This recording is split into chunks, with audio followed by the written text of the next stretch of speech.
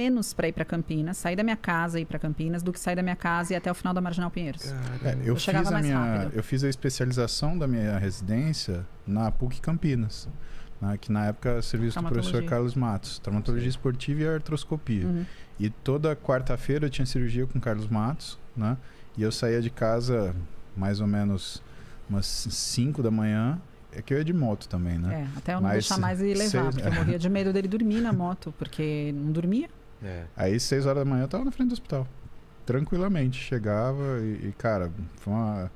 É que a gente não conta isso como dificuldade, né? Não. Porque é aquilo que você tem que fazer, o que você tem que fazer é o que você faz. Mas quando a gente morou na nossa segunda casa, tinha dia de, por exemplo, eu conseguir fazer todas as coisas, eu acordava 3h50, saía 4h30. Por quê? Porque se eu saísse, por exemplo, 4h40, já dava diferença no treino. Se eu saísse 5 horas, eu não chegava para treinar. Por quê? Eu passava na casa de um dos melhores amigos meus, um irmão meu, que é o Ziad Morad, o Rogério de Moraes. Eu passava na casa do Ziad, acordava ele 10h45. A gente ia treinar na companhia do Shopping Morumbi, que abria às 5. Ele me treinava das 5 às 6. Às 6 eu já saía voando pro consultório. A Roberta, ela tinha construído o consultório com um banheiro com chuveiro pro quê? Ele. Porque aí eu tomava banho já no consultório. 7 horas da manhã eu tava atendendo. E eu atendi até 10 horas. Sim. Tranquilamente, de segunda a sexta. Das 7 às 10. E era isso. A vida era isso. Então, já foi isso. E aí, como a gente chegou nessa história? Eu mudei minha vida para acordar mais tarde, porque eu senti que eu envelheci muito nos últimos 4, 5 anos. Eu senti que pesou. Né? Não dormir, né? É bem prejudicial. Geneticamente é isso mesmo? Não sei se é geneticamente a palavra. Metabolicamente, essa restrição de sono é muito perigosa. Te envelhece, é como se... Te adoece, na verdade. Traz risco cardiovascular, traz risco de rebaixamento de tireoide, tem uma série de questões envolvidas que é igual um trabalhador noturno, né? Que faz o ciclo circadiano invertido. E ele chegou a um ponto, assim, de estar há 7, 8 anos dormindo 4 horas e meia, 5 horas e meia por noite. Eu falei pra ele, não tem como ele aguentar por muito tempo. Quando a gente é jovem, a gente faz. Aguenta, né? Não que você não seja jovem, meu amor. Você será eternamente jovem, deixa isso claro. Mas assim, com o tempo, né? Fica mais difícil. Foi ficando muito insustentável. E aí até a mudança que a gente fez de estar próximo do consultório foi por conta disso. Ele poder dormir um pouco mais e treinar um pouco mais tarde, treinar próximo da... Não, e eu tentei para fazer as minhas coisas devagar, porque eu cheguei num ponto, Rô, que eu perdi o tesão de fazer as coisas. Para mim era trabalho, eu tava com estresse por aqui, eu ficava engolindo o refluxo de nervoso de fazer as coisas, porque eu não conseguia. Imagina, treinar para mim é minha meditação.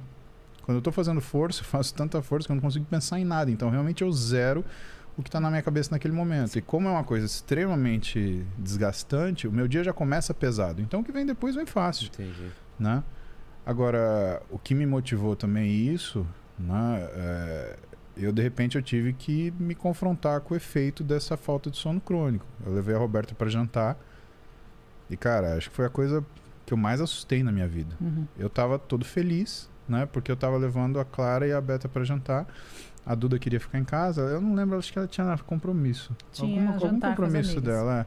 E aí ela não quis ir com a gente. Aí eu falei, tudo bem. E eu fui levar a Beta a jantar num restaurante que é um restaurante da minha infância, né? Que é o Lelis, que fica lá na Campinas.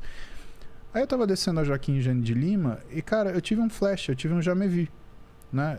Déjà vu, sabe o que é? Já me vi? Não. O já me vi é o contrário do... errado. Eu não vou corrigir, né? Então, o já me vi é o contrário do déjà vu. Déjà vu é o já visto. Né? O já me vi, jamais visto. Eles são erros de configuração do que é a posição da memória. Entendi. A memória, ela acontece de forma cronológica e progressiva. O que é o déjà vu? Né? Eu já vi. É uma coisa que se colocou à frente, mas que no seu hipocampo você colocou atrás. Então, Entendi. Nossa, eu já estive aqui. O já me vi é o contrário. Você apaga uma memória recente. Você fala, onde eu tô? E eu tava descendo a Jequinha. E aí eu comecei a achar engraçado. Por quê? Porque eu tava dirigindo o carro e eu falei assim, nossa, que legal. Eu comecei a analisar. Eu tive um erro de encadeamento da memória. Meu hipocampo deve estar fraco. Acho que eu tô cansado, né? E até aí tudo bem. Aí eu vou te falar aquilo que eu lembro, porque realmente minha memória, aquela noite queimou.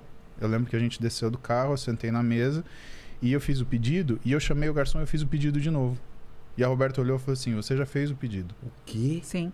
Vilela, eu segurei na mesa aqui assim, e eu senti o meu coração... Eu não tinha feito... Pra mim, eu nem tava ali. Caramba. Eu acordei, eu tava ali, e eu chamei o garçom e fiz o pedido como se nada tivesse acontecido. Que doido. E quando eu coloquei a mão na mesa, assim, e ela falou pra mim que eu tinha feito o pedido, eu não duvido da minha mulher, nada, né? Eu entendi que tinha alguma coisa muito errada. Teria porque também, né? Eu brincar com isso. Meu coração, ele disparou, veio no pescoço. Eu falei assim, tá acontecendo uma coisa muito séria. E aí eu senti um raio na minha cabeça que foi até a minha mão. Eu falei, pronto, ou tô tendo um AVC, ou tô tendo um HSA, uma hemorragia subaracnoide. Esse é o mal de ser médico. Você já começa a pensar no fim do processo e na pior coisa. Cara, se eu tô tendo um HSA, um AVC, eu sei lá, eu tenho pra viver o quê? 5 minutos, 10 minutos? Eu lembro que eu olhei pra Roberto e falei assim, me tira daqui agora, me leva pro hospital. A gente saiu, foi pro Sírio, e eu ficava tentando de qualquer jeito, eu não tinha lucidez. Eu não tinha... Minha memória, ela ligava, desligava. Era como se eu fosse, sem sacanagem, sabe a Dory do Procurando Nemo? É como se eu estivesse ali, eu tinha 10 segundos de memória. E aí eu tentava... E eu não sabia onde eu estava e o que estava acontecendo. E eu tava... Não, eu entrei em desespero. Eu entrei no carro e dirigi, em 3 minutos eu estava no Sírio. E eu ficava imaginando... E tentando acalmar a Clara, porque a Clara entrou em desespero, porque ela nunca viu o pai em uma situação... Ela nunca viu. E aí foi bem no complexo. Sírio eu cheguei, né? Falei, olha, eu sou médico da casa, eu acho que eu tô tendo um AVC, eu preciso que você me chame o pessoal da urgência da neurologia. Cheguei, o neurologista Alexandre, né? Uma graça. Me atendeu na hora e eu olhei para ele e falei, Alexandre, ó, eu não sei o que tá acontecendo, eu tô morrendo de medo de estar tendo um AVC ou de estar tendo ou ser uma manifestação de um tumor. Que eram as coisas que me assustavam. Ou uma coisa que fosse acabar a minha vida ali nos próximos minutos e eu não ter tempo de falar nada pra minha família. E eu vi a Roberta e a Clara parada ali. E a outra coisa, cara, você tem um tumor cerebral